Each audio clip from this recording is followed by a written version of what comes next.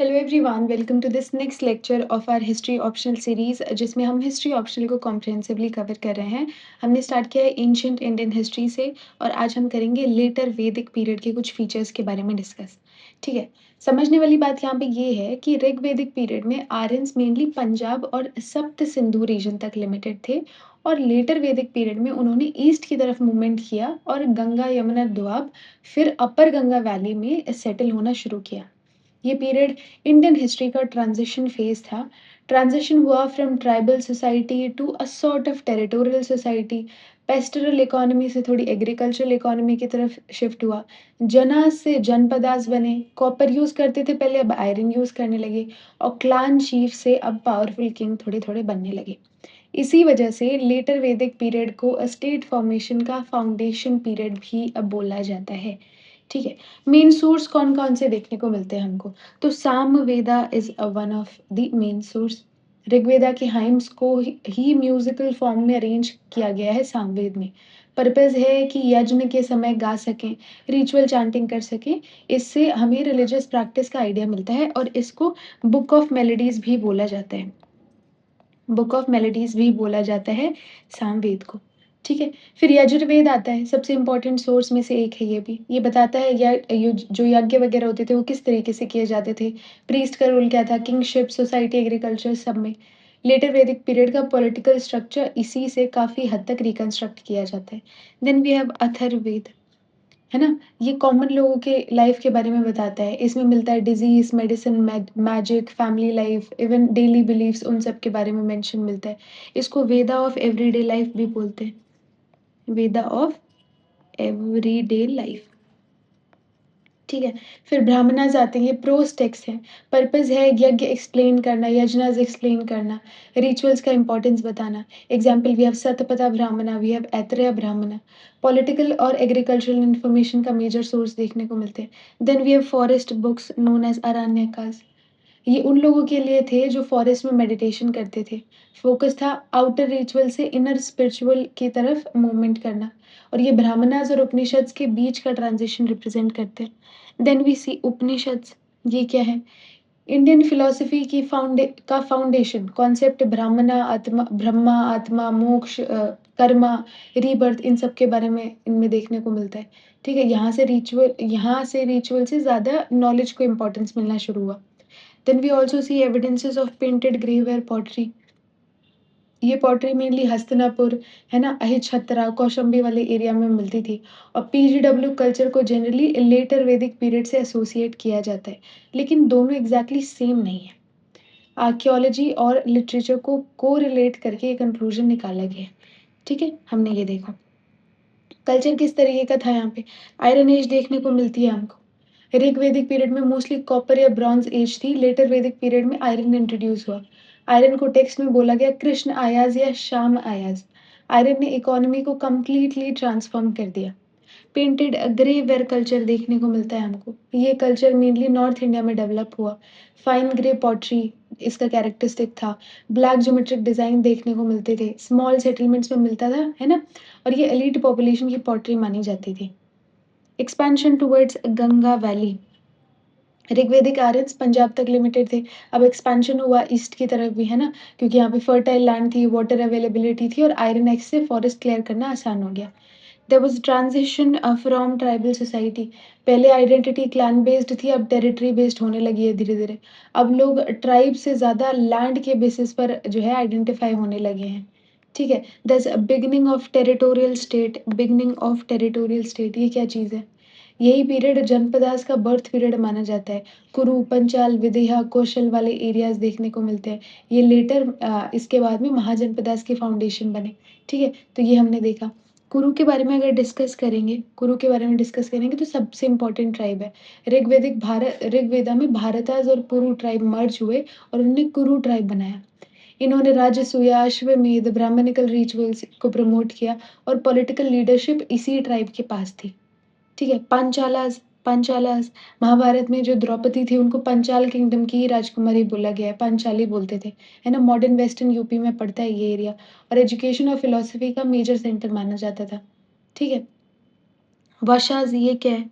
वाशाज छोटा regional tribe था। है ना? एग्रीकल्चर सेटलमेंट में कंट्रीब्यूट किया। Ushinara also we see north west India में रहते थे और लेटर वैदिक टेक्स्ट में मेंशन मिलता है इनका।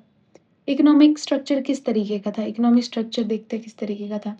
ऋग्वेदा में इकोनॉमी पेस्टोरल थी, यहाँ पे थोड़ी एग्रीकल्चरल इकोनॉमी देखने को मिलती है। एग्रीकल्चर मेन ऑक्यूपेशन हो गया, है ना? ये हमने देखा, ठीक है? मिक्स्ड फार्मिंग यहाँ पे हो रही है, मिक्स्ड फार्मिंग हो रही है। एग्रीकल्चर प्लस एनिमल हस्बेंड्री दोनों हो रहे हैं, दोनों एक-दूसरे को सपोर्ट कर रहे हैं। ऑक्सन जो है वो प्लाउ चला रहा है और काऊ जो है वो मिल्क दे रही हैं, डंग से मैन्योर बन रहा है, इसलिए इकोनॉमी डाइवर्सिफाइड थी, ठीक है? तो एग्रीकल्चर प्लस एनिमल डोमेस्टिकेशन, ठीक है? Agriculture plus animal domestication. Rural economy देखने को मिलती है, सिटीज़ अभी भी फुली डेवलप नहीं हुए थे, विलेजेस ही इकोनॉमिक यूनिट थे। विलेज में फार्मिंग, क्राफ्ट, ट्रेड सब होते थे। There was also production a surplus, iron tools, forest clearing, better agriculture. Iron tool से फॉरेस्ट क्लियर कर पाए, फॉरेस्ट क्लियर किया तो बेटर एग्रीकल्चर कर पाए, ज़्यादा जगह मिली, एक्स्ट्रा प्रोडक्शन हुआ। तो सरप्लस से टैक्स, ट्रेड, किंगशिप, प्रीस्ट सब सस्टेन हुए, है ना? तो स्टेट फॉर्मेशन का बेस एग्रीकल्चर सरप्लस यहाँ पे माना जाता है, ठीक है? ग्रोथ ऑफ क्राफ्ट देखने को मिलती है हमको। एग्रीकल्चर प्रोडक्टिव हुई तो सब लोग फार्मिंग नहीं करते थे।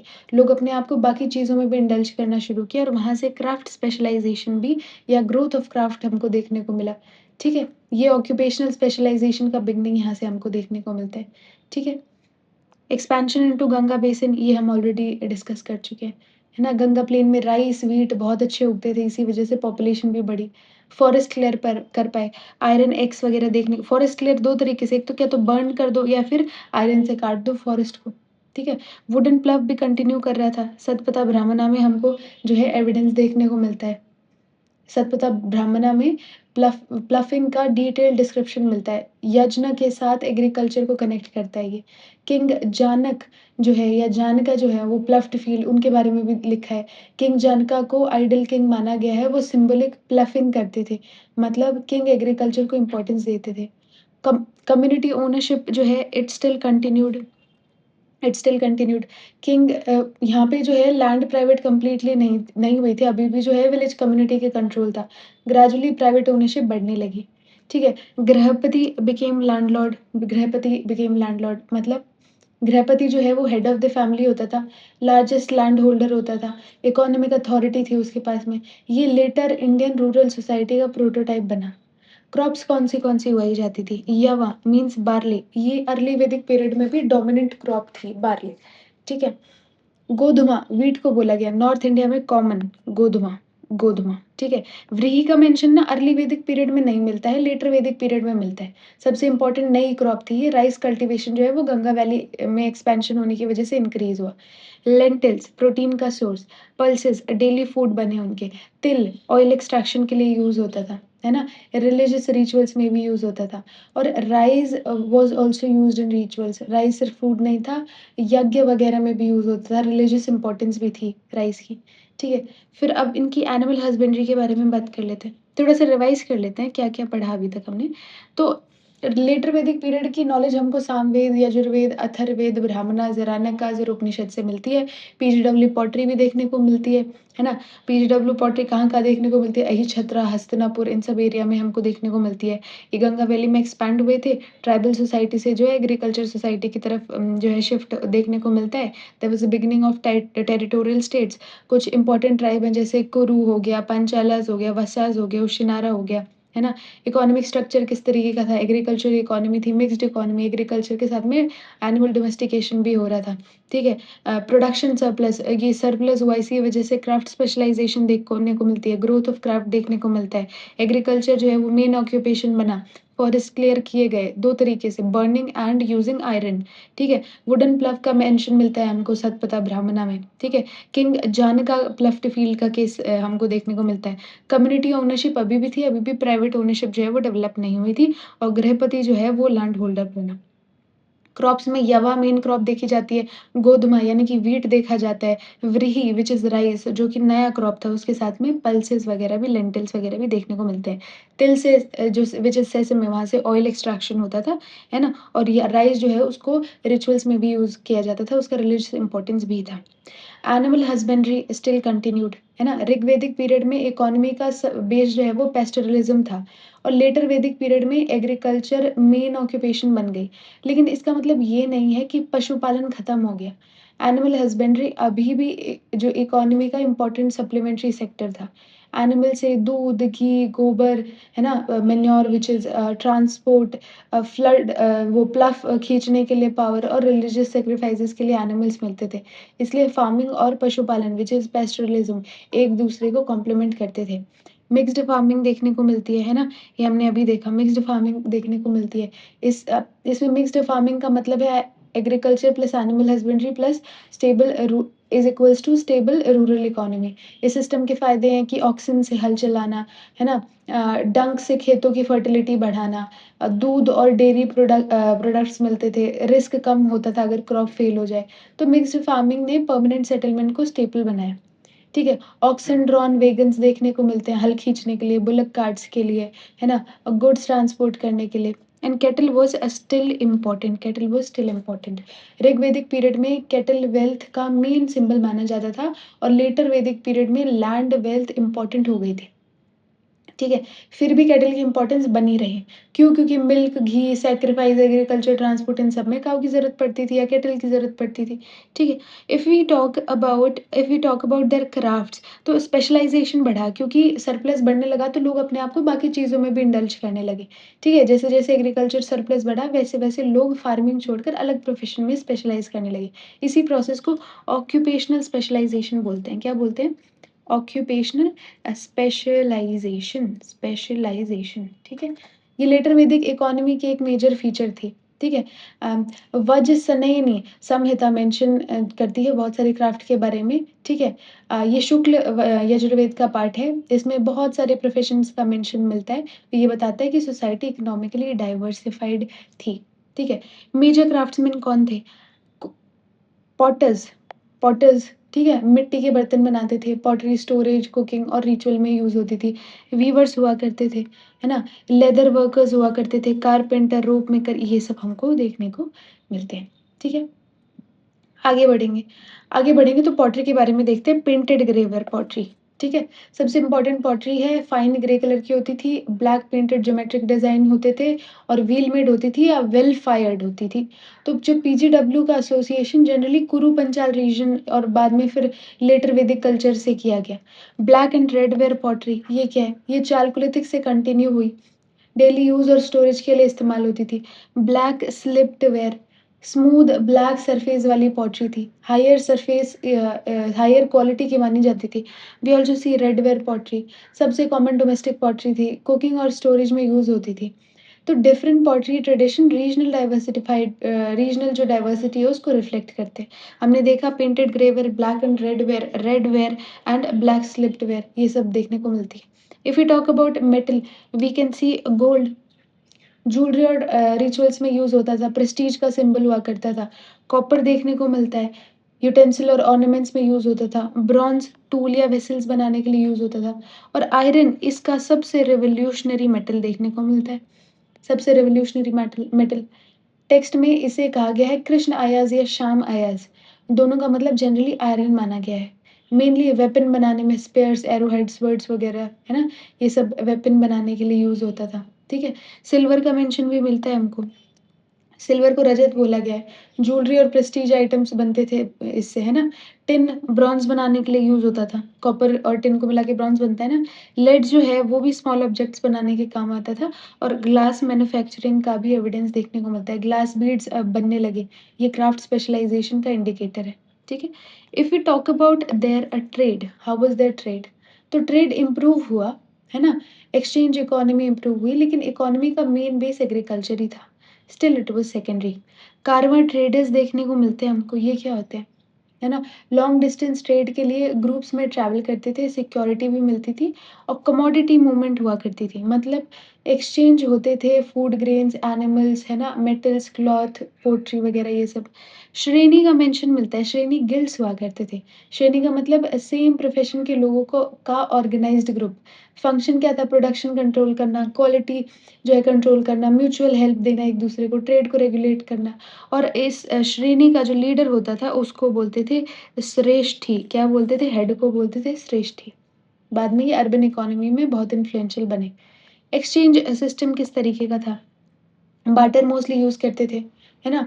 गुड्स के बदले goods exchange most common method देखने को मिलता है। निश का ओरिजिनली गोल्ड ऑर्नामेंट के लिए यूज़ होता है ना? लेटर यूनिट ऑफ वैल्यू के रूप में भी यूज़ हुआ। कॉइन्स नहीं थे ये निश, ठीक है?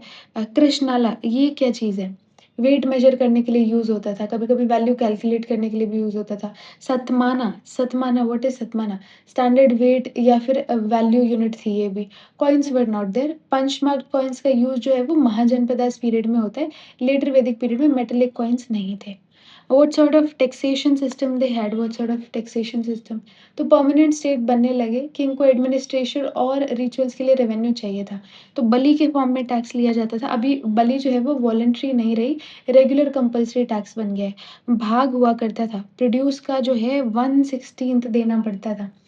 है ना? शुल्क, व्हाट इज़ शुल्क? दिस इज़ कस्टम, ड्यूटी या टोल।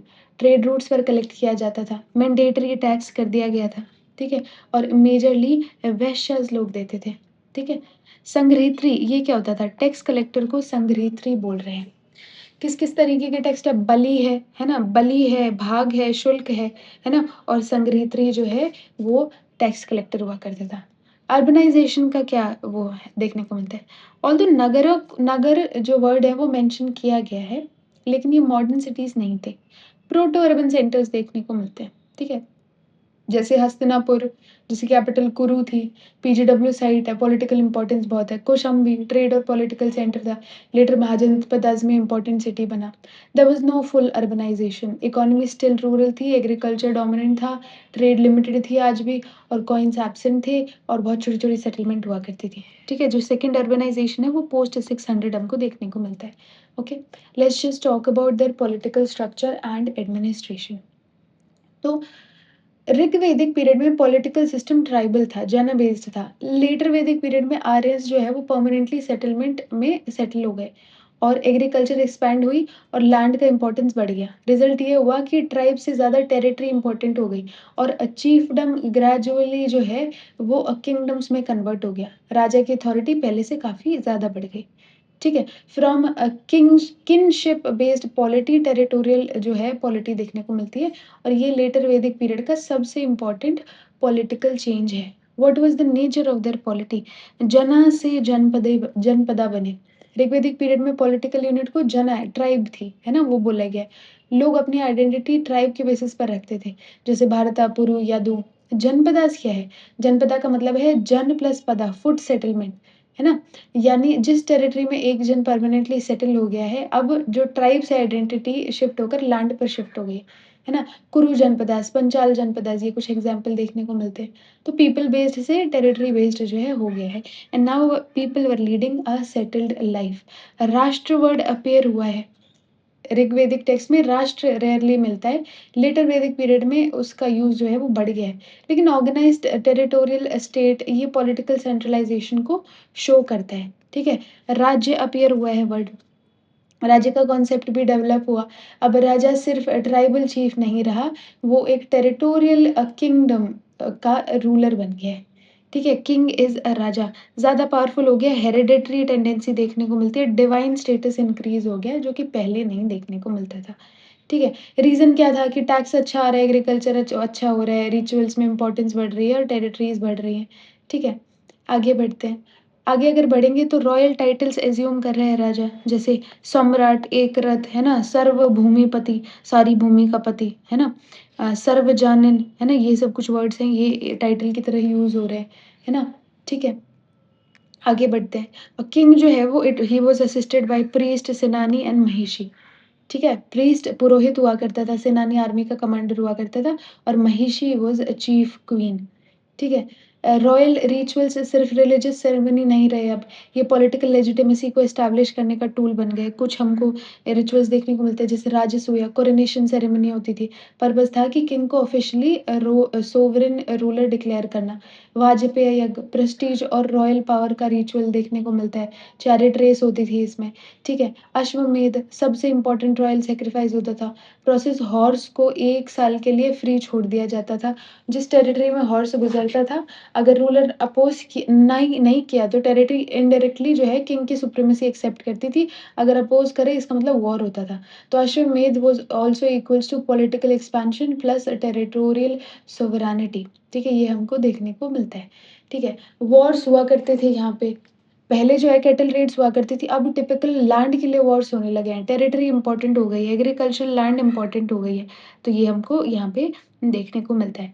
अगर आर्मी की बात करें तो स्टैंडिंग आर्मी यहाँ पे भी नहीं थी, है ना? परमानेंट प्रोफेशनल आर्मी नहीं थी। वॉर के टाइम टेम्परेरी सोल्जर्स कलेक्ट किए जाते थे।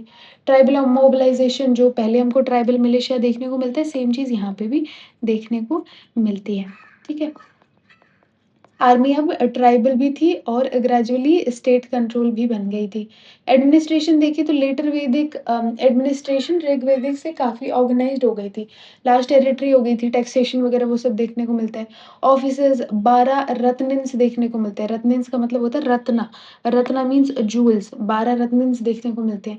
ये किंग के इम्पोर्टेंट ऑफिसर्स थे। इन्हें किंगडम के 12 जूल्स कहा गया है और डिफरेंट रत्निन्स एडमिनिस्ट्रेशन के अलग-अलग फंक्शन परफॉर्म करते थे।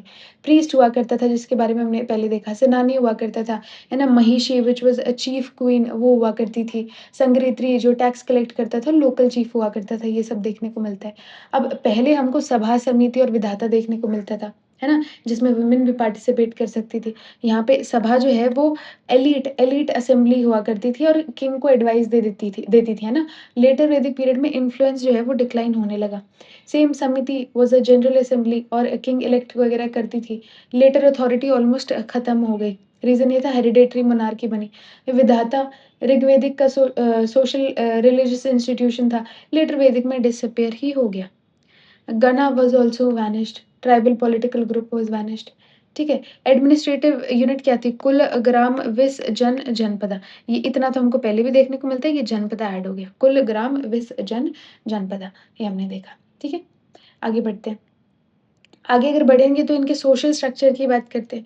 ट्राइबल सोसाइटी जो है अब डिक्लाइन कर गई थी, है ना? ऋग्वैदिक सोसाइटी कंपैरेटिवली सिंपल और फ्लेक्सिबल देखने को मिलती है, व्हेरेas लेटर वैदिक पीरियड में एग्रीकल्चर डेवलप हुई, सरप्लस प्रोडक्शन हुआ, किंग पावरफुल बने, प्रीस्ट का इन्फ्लुएंस बढ़ा, तो सोसाइटी कॉम्प्लेक्स और हायरार्किकल देखने को मिलती है, तो सोशल स्ट्रैटिफिकेशन यहाँ पे देखने को मिलता है ना? ट्राइबल सोसाइटी डिक्लाइन्ड, ऋग्वैदिक सोसाइटी का बेस था जन, ट्राइब।